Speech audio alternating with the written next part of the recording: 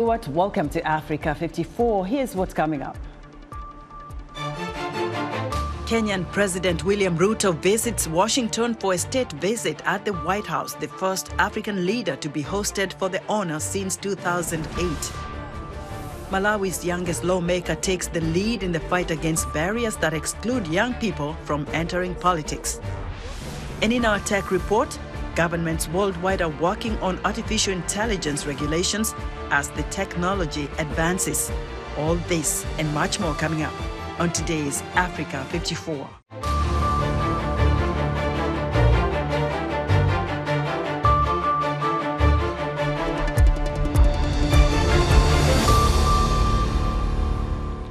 The White House is rolling out the red carpet for the first African leader to be hosted for a state visit since 2008. The White House says Kenyan President William Ruto is getting a lavish state dinner, and some deals also on the table are Nairobi's aims to leverage Washington's generosity and influence after Kenya offered to send a peacekeeping force to Haiti. VOA's Anita Powell reports from the White House. The White House gave VOA its 3 reasons for choosing Kenya's president to break the nearly 16-year drought during which no African leader has been honored with a state visit. These include the 2 governments' shared democratic convictions and their like-minded approach in leveraging the private sector. The primary reason, the administration's new top Africa policymaker told VOA, is Kenya's recent decision to assert itself globally by offering 1,000 security officers for Haiti. We chose Kenya for a few reasons. Number one is the Kenya-U.S. partnership has really grown from a regionally focused one to a globally focused one. So we've been really pleased the way the Kenyans have stepped up to play leadership beyond their region.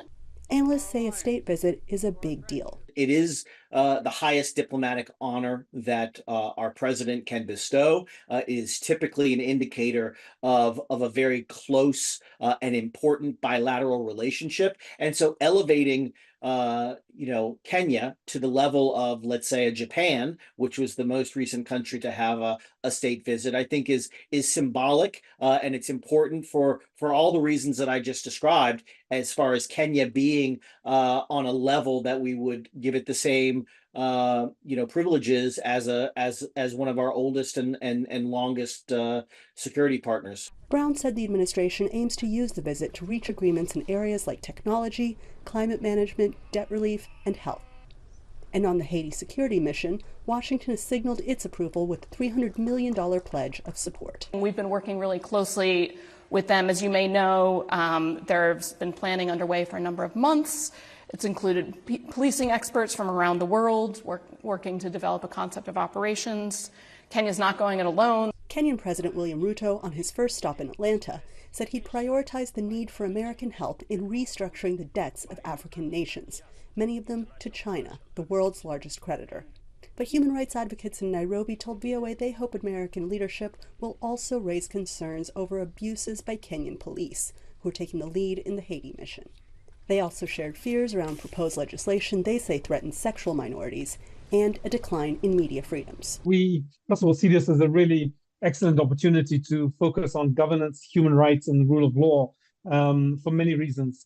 Both the United States and Kenya are nations that have projected themselves as essentially, nations that believe in these values. And the state dinner is an opportunity really to focus on that. All this drama playing on this stage on Thursday. Anita Powell, VOA News, the White House. For more perspective on President William Ruto's state visit, Africa 54's managing editor Vincent Makori spoke to Irongo Houghton, the executive director of Amnesty International, Kenya.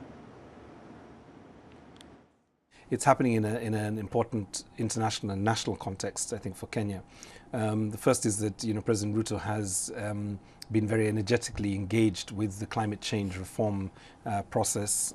We had, of course, the African Climate Summit recently in Nairobi, and he has been very engaged in regional conflicts, particularly around Ethiopia, Somalia, Somaliland, and DRC. So that's the international context, I think, for this. And it comes at an interesting point because I think his popularity internationally is probably at his highest level, particularly if you go back 10 years or so when he was indicted by the the International Criminal Court and was a suspect before that court on grounds of genocide and crimes against humanity. So he's made a remarkable shift in the last decade to this, as you say, this honor to be invited in this way. But I think domestically, he faces a number of challenges. He's probably at his lowest in terms of popularity. He's routinely booed in several rallies across the country. The cost of living is unbearable for most, and many Kenyans feel that the taxation regime is too onerous for many Kenyans in this context. So it's going to be an interesting context for this meeting. Yeah. Now, you know, many times when African presidents visit, and it might be happening with presidents from other regions, they use this to sell themselves at home, to kind of show people, look, over there they think I'm a great man. But when I speak to people in Kenya, they tell a different story than what people outside of Kenya tell about, say, the president of Kenya. Is that a source of frustration for some in terms of being able to truly articulate the issues that are important to them locally, as opposed to perhaps what a Kenyan president may be doing or saying on international forums, or even doing and engaging with internationally? Yeah. No, I think for Amnesty International, we would say that President Ruto's superpower is not his personality, it's not even his energy, it's not the fact that he has traveled, you know, very vigorously over the last year and a half. It is really that he comes from a country where there is a strong constitution, there is a rule of law, you know, governance system, there are separation of powers between the judiciary, legislature and the executive. There is a vibrant civil society and a media. That's what he has as his capital, you know, to project globally. And it would all mean nothing if back home he was facing conflict, insecurity, and I guess a lack of delivery on the core promises of his coalition, the promises that were made during the last elections. So I think it's always important to keep an institutional framework and a context for leadership in the global world. We've seen too many what we call strong men being picked up by the global West, and essentially what happens is over a period of time they tend to lose their base. I mean, I think the most recent one potentially was, or really is Macky Sall in Senegal. That was Irungu Houghton, the Executive Director of Amnesty International Kenya, speaking with Africa 54's Managing Editor Vincent Makori.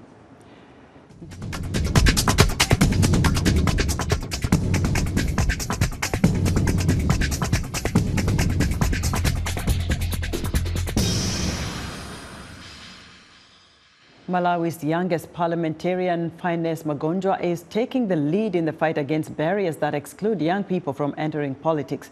The 24-year-old began her lawmaking career in Malawi's Eastern Region district of Machinga. She admits that young people face strong resistance when running for elections, despite the country's predominantly young population. Chimwemwe Padata reports from Lilongwe. Finesse Magonjwa became Malawi's youngest lawmaker after securing a parliamentary seat in the 2019 elections. She is 28 years old now and has a message for young political aspirants. It's time for us to fight for those positions. We can make it to those positions. Whether you are, like I said, whether you are from DPP, whether you're from MCP, whether you're from any party that you see fit, go for it and go for the bigger positions, because Senegal has taught us that any position can be achieved by your youth. 35-year-old Mami Kugambewa is a young aspirant for a parliamentary seat in the upcoming 2025 elections.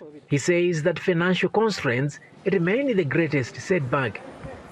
A bigger challenge that we face as young people is the lack of resources. You know, whenever people see a politician, they expect that they'll be given something, they'll be given some handouts. So because we don't have money, we don't have other resources, we fail to reach out to the electorates properly. So that's a very, very major challenge that we face as young politicians. Malawi's Young Politicians Union is advocating for increased youth participation in politics.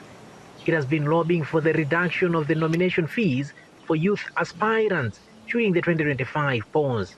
A lobby that they slash down the the nomination fee for ward councillors and the members of parliament that are going to be contesting in 2025, so that they slash up to 50%. As it is now, they are at 75% nomination fee for everyone who is contesting below 35 years. Political analyst Victor Jibovia has challenged young people to remain proactive in order to increase their representation in politics. Most young people think that it is the responsibility and the duty of the older generation of politicians to give it to the young people. No, it doesn't work that way. It's the young people themselves. They need to stand up to take up those positions. Malawi's national youth policy advocates for 30% youth representation in governance structures. Minister of Youth Uchizim Kadawire admits challenges in meeting this requirement. So it has been more of gender issue than the youth. So we are shifting from that narrative now to start including the youth more, start talking about the youth more other than just looking at the gender issue. Remote areas will soon become campaign fields for aspirants gearing up for the 2025 general elections. These areas are, however, considered hard to reach by the young candidates who are mostly financially constrained. On the brighter side, young people have a number advantage. They are the country's majority, and with determination, some of them will eventually rise to the top.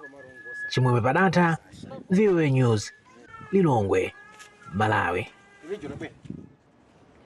Tomorrow in our African Young Leaders series, we'll visit Nigeria, where youth representation and inclusion in politics remains low, due in part to unfavorable national policies and the high cost of running for political seats. So be sure to tune in.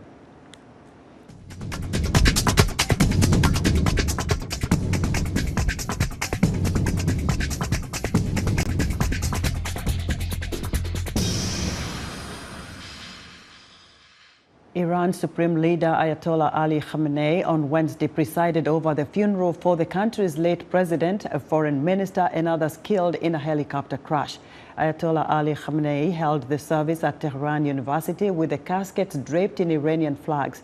President Ibrahim Raisi's coffin sat a black turban signifying his direct descendants from Islam's Prophet Muhammad. Khamenei said the standard prayer for the dead in Arabic, the language of Islam's holy book, the Quran. The coffins were then carried out to chants of outside of death to America. The U.S. presidential race is underway, and each of the candidates is attempting to pull certain populations away from his competitor.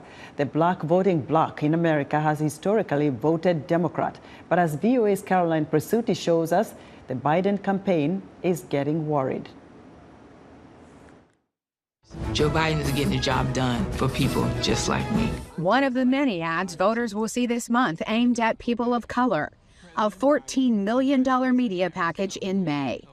Then the announcement of more than $16 billion for historically black colleges and universities, which staffers say is unprecedented, a record amount.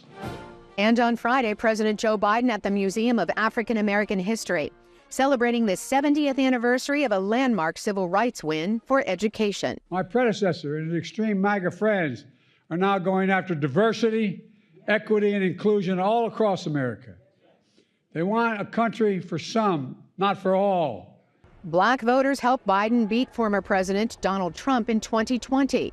They still support him, but recent polls show about 20% of younger black voters choosing Trump. Cafe owner Shauna Gray is one of them. The Democratic Party has not only taken the black vote for granted, they have disrespected the black vote. Trump has been courting black voters, often citing his legal troubles. And then I got indicted a second time, and a third time, and a fourth time. And a lot of people said that that's why the black people like me, because they have been hurt so badly and discriminated against. The mugshot, we've all seen the mugshot. And you know who embraced it more than anybody else? The black population. It's incredible. The former president has added former rivals to his campaign team, like U.S. Senator and former presidential candidate Tim Scott. We have a chance not only to keep our money, not only to raise our kids, The Trump campaign told VOA Black and Hispanic voters, like all Americans, are worse off now than they were under President Trump, by a lot. And every poll reflects that reality. Dana Williams, the dean of Howard University's graduate school, doesn't agree. I think that credible polls still have a polling problem when it comes to Black voters. Knowing what questions to ask and where to go makes all of the difference in the world. You'll get a very different response if you go to a Black college or a university. On Sunday, Biden continues his outreach, speaking to the all-male Black graduates at the alma mater of civil rights leader Martin Luther King Jr. But are this week's events enough to regain the Black vote? The election is less than 6 months away. Carolyn Presutti, VOA News. Still to come, illegal small-scale mining is being blamed for Ghana's widespread deforestation. We'll have the details after a short break.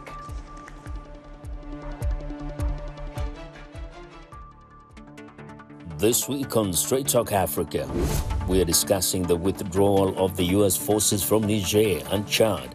How is this going to affect the role of the United States in the Sahel? Join me, Vincent Makori, on the next Straight Talk Africa. The African warrior queen, the Black Princess, or other super sheroes with afros are growing in popularity in comics. This week on Our Voices, we will dive into the comic world where creators contribute to the richness and diversity of the medium through their art in ways that resonate with all races and genders. Join the conversation each week right here on Our Voices.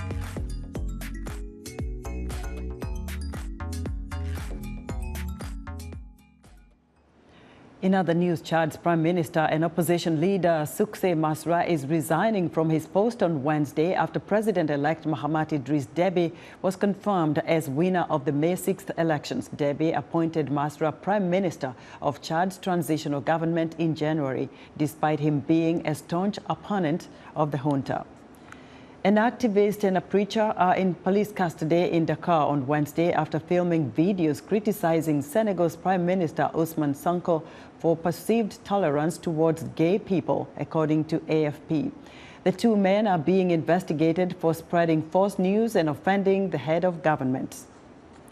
In Ireland, Norway and Spain each announced Wednesday the recognition of a Palestinian state, citing the Israel-Hamas war in Gaza and a need to achieve a two-state solution for lasting peace in the region. Norway says there is broad international consensus about the need for a two-state solution.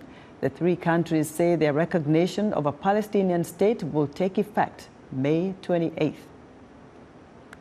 Scale mining, or galamsey in Ghana, is blamed for widespread deforestation and exacerbating environmental concerns in the country's forest land. VOA's Anthony Labruto tells us how one organization is using real-time satellite imaging data to combat illegal mining practice. The word galamsey is local Ghanaian slang, meaning gather and sell them. In a legal sense, authorities define galamsey mines as being contained within a 10-hectare area, using only pickaxes and shovels, and only to mine for gold. It's usually done by independent workers and not mining companies. However, there are concerns the push to prospect for untapped gold reserves is harming the environment, especially Ghana's forests. In Ghana, about 36% of gold production comes from this sector, employing over 1 million miners or operators. Gold production from this sector has increased from 2.8 metric tons to 18.6 metric tons between 2012 and 2022. Foster Mensah and his team, through the SEVERE project created by the U.S. Agency for International Development and the U.S. Space Agency NASA, have pioneered a new method to manage these environmental incursions. Using satellite imagery, the team observes the effects of illegal mining in Ghana's forests and rivers without having to use a ground patrol, as has been the primary way of enforcement until now. The operation requires that very large areas are cleared, and so during the clearing there is this contrast between the vegetation cover and the clearing sites, and so you can use that along the water channels and given areas that we know have alluvial gold deposits. Along with the affected areas on the ground, Mensah and his team have observed rapidly declining groundwater and topsoil next to the mines. That's because mining and processing gold is water-intensive and introduces mercury to rivers as a runoff. The toxic metal can sicken and even kill humans and animals. Despite the risks to the environment and to the people doing it, Galamsey mining remains an attractive way for people to earn money. The economic benefits for the rural folks who engage in these activities for their livelihood, because in the rural areas this is a major livelihood activity. And so apart from farming, this provides them a lot more economic benefit. Galamsey has come to replace that because it affords them a better livelihood alternative than the farming. That attractiveness has come from Ghana's relaxed legal mining laws, which apart from permitting and a minimum age requirement, essentially allows Galamsey mining. In 2023, alongside the International Monetary Fund, the country introduced a gold for oil purchasing plan in an effort to stabilize the Ghanaian cedi against the US dollar. The program, which has saved around $4.8 billion in domestic currency exchange losses, does not have any mining or environmental requirements to sell the gold. Enforcement of the relaxed laws, though, has ramped up through the Mineral Commission in the past few years. More river wardens have been tasked to patrol certain areas, but getting through undeveloped land is proving to be costly. Special equipment is also being distributed to some of the legal small-scale miners, which offers a mercury-free alternative to processing gold that will be less harmful to waterways. Mensah and his team hope that sharing their data with the Ghanaian Environmental Protection Agency will help save money and prevent future environmentally harmful mining practices. Anthony Labruto, VOA News, Washington. Governments worldwide are working on artificial intelligence regulations as the technology advances. Although there are concerns about job loss, misinformation, and privacy, AI has the potential to change industries and create opportunities. VOA technology correspondent Paul Ndiho is here with a special guest to tell us more. Thanks, Esther. African analysts are advocating for a problem-driven approach to artificial intelligence policy creation that could propel the continent to the forefront of this technology. Jacques Bouanjo, an author, computer scientist, and tech entrepreneur, joins me. He is a pioneer working and leadership in Africa. AI initiatives make him a key figure in this conversation. Hello, Jacques. Hi. How are you? I'm fine, thank you. You've been at the forefront of AI in Africa, in Silicon Valley. How can Africans leverage AI technology? First of all, we have to recognize that AI is truly a revolution. All the countries, virtually all the countries of the world are using AI. But on the continent, on the African continent, there is not much in terms of this new technology. So I happen to believe that this technology can really help Africa leverage in so many sectors, whether it be healthcare, whether it be telemedicine, whether it be education. So we shouldn't be afraid, so to speak, of AI. We should embrace AI to solve African problems. You bring up a very good point, especially when it comes to healthcare, education, but a lot of people say there is no data. AI thrives on data. How can Africans maybe leverage on that? Yeah, that's obviously a challenge. We need to work on the data, on data collection. If we speak of challenges, this is one of the main challenges Africa is facing. But in no way it means that we should ignore AI. Everybody is using AI. So if Africa doesn't use AI, we're going to be wiped out from the change. From your experiences working in Silicon Valley, you've written extensively about AI, how it's incorporated in businesses and all that. What do you see on the continent? When you talk to people on the continent, why are they afraid to tap into AI?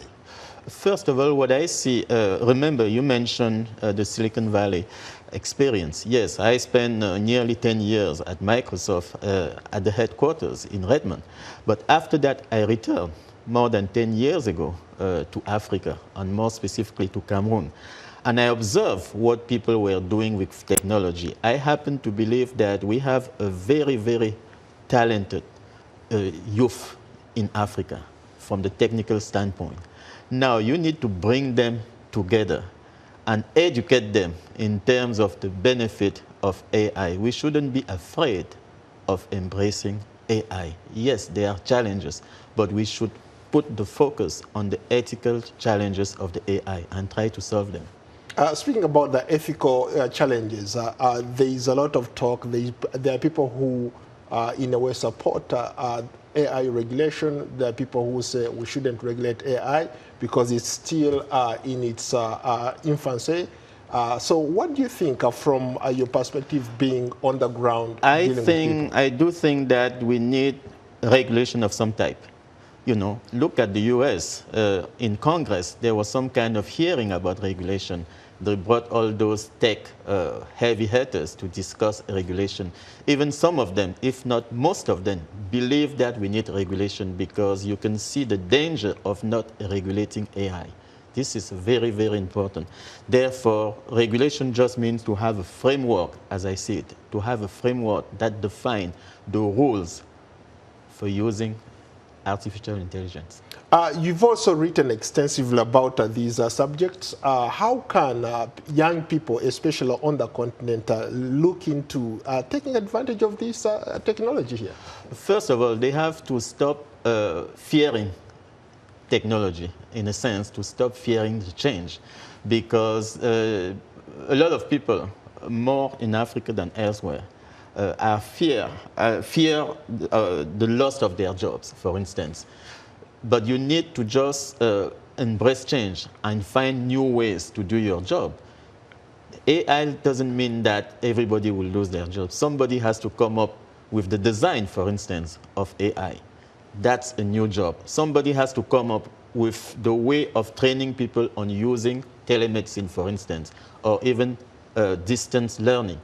That's a new job. So people just need to do a conversion from what they were doing before to what they want to be doing next. And that's all about training and education. Unfortunately, Jack, we've run out of time. Thank you so much for being here. Thank you. Jack Bonjao is an author, computer scientist, a tech entrepreneur, and a leading voice in the Africa AI. That's our tech report. Back to you, Esther. Paul, thanks. Be sure to join Paul Ndiho each Wednesday for an informative tech segment right here on Africa 54. And that's our show for today. Be sure to watch Africa 54 on our website at voaafrica.com. From all of us here in Washington, thanks for watching.